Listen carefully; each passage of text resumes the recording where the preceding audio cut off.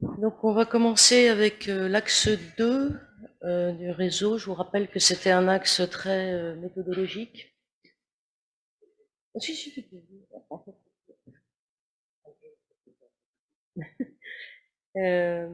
Et qui consiste à essayer d'optimiser, harmoniser, diversifier les méthodes d'évaluation et de mise en œuvre des leviers. Et on a envisagé 3 groupes de travail. Un premier groupe qui porterait sur les conditions expérimentales sous contrainte abiotique. On est de plus en plus à soit regarder l'effet de contrainte abiotique sur l'efficacité de SDP, ou alors d'étudier l'effet de biostimulants pour protéger contre des contraintes abiotiques. Les contraintes abiotiques, il y en a énormément. Il y a de grosses difficultés de protocole parce qu'il y a énormément de choses à comparer au niveau type de stress, ampleur, timing, etc. Donc on aurait intérêt, je pense, à partager nos protocoles, voire à les harmoniser peut-être. Ensuite, un autre groupe de travail pourrait travailler, peut-être le dire, sur les outils d'imagerie. Je sais pas vous, mais moi, je suis un peu perdue dans les outils d'imagerie qui permettent de mesurer des tas de choses dans la plante, et en particulier pour essayer d'évaluer l'état physiologique de la plante. Et je trouve que ça serait utile pour le réseau d'avoir un état des lieux sur ces outils d'imagerie. Et puis enfin, un autre groupe de travail sur le microbiote, avec le partage de méthodes de diagnostic de la diversité, échantillonnage, etc. Donc celui-là a en fait un peu démarré, les deux autres, pas vraiment encore. Donc on va commencer par celui qui a démarré, c'est-à-dire le microbiote. Ah non, c'est Sophie.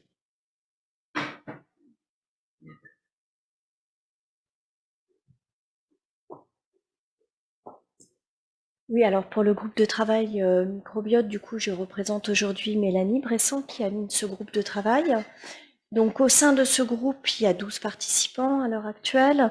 Ce groupe s'est réuni il n'y a pas tellement longtemps pour acter ce qui allait être fait dans ce dernier. Et une proposition de la réalisation de 2 tableurs a été effectuée. Donc ces 2 tableurs sont à disposition dans la partie Teams.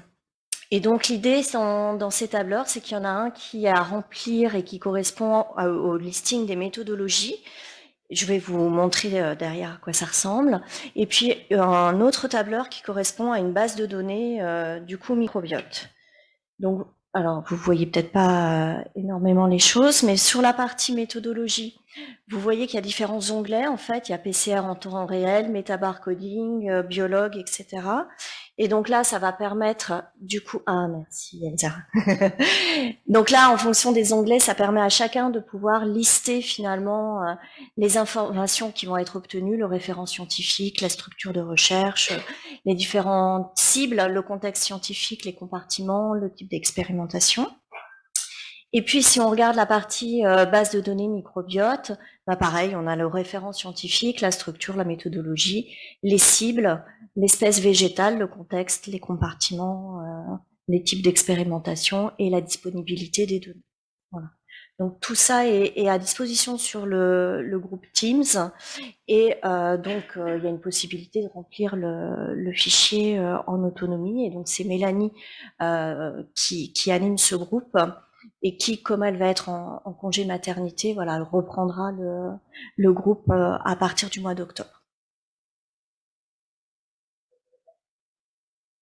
Bah, alors moi je fais le lien en attendant, et voilà. Je pense que les participants ont vu. Alors moi, j'avais pas pu assister à la réunion, mais voilà, je pense qu'il y a une concertation également par mail aussi qui se fait entre les différents participants.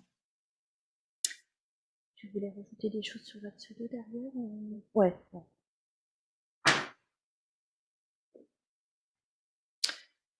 Alors ensuite, on revient au groupe de travail qui pourrait être étudier et partager les conditions expérimentales sous contrainte abiotique.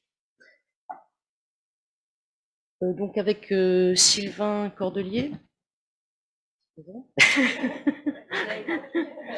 on se propose donc de faire un état des lieux en remplissant une nouvelle fois un fichier Excel. Alors tu zoomes. Ouais, je sais faire. Trop fort. On pourrait indiquer, bon, évidemment, la structure, le stress, l'espèce étudiée, à quel stade phénologique on regarde les choses, est-ce qu'on utilise des indicateurs de stress, dans quel objectif c'est, pour des efficacités de biocontrôle ou des efficacités de biostimulants, et puis les objectifs des études. Alors la difficulté, c'est de faire remplir en fait, ce qui serait intéressant, c'est que tout le monde le remplisse. On n'a pas encore osé l'envoyer à tous les membres du RMT parce qu'on se dit on va jamais avoir de réponse. Enfin, en tout cas, pas complète. On peut tenter, mais on va vous proposer autre chose là tout à l'heure. Ensuite, une fois que cette base de données sera remplie, on pourrait rassembler les gens par stress et justement créer des groupes de travail par type de stress. Et les livrables de ces groupes de travail, eh bien, ça serait de proposer des protocoles d'application de stress et des indicateurs qui fonctionnent sur ces stress-là, lister les facteurs à prendre en compte pour l'étude de chaque stress, décrire des seuils, des stress à partir desquels ont été observés des effets, parce que il suffit pas de savoir qu'un stress a un effet, il faut savoir à partir de quel seuil c'est observé. Et donc, pour remplir cette base de données, on va vous proposer tout à l'heure, juste avant la pause, de faire un petit jeu avec des post-it. Mais pas très compliqué, vous inquiétez pas. Et le troisième groupe de travail dans cet axe 2, ça serait donc faire un état des lieux de nouveau sur les outils d'imagerie, qui soient labo-terrain. Donc l'état des lieux, c'est les principes des mesures, hein, le type optique, les types d'informations apportées, est-ce qu'il y a des possibilités d'en dériver des outils de terrain, etc. Donc ce que je proposerais, alors j'ai commencé à étudier l'affaire avec VG Valais, et en particulier Yolène Illy qui s'en va. Oui, qui s'en va à Arvalis. Donc il va falloir que je trouve quelqu'un d'autre à VG Et ce qu'on propose de faire, c'est de faire démarrer un projet tutoré par des étudiants d'AgroCampus Ouest, Institut Agro d'Angers, qui pourrait démarrer en septembre prochain.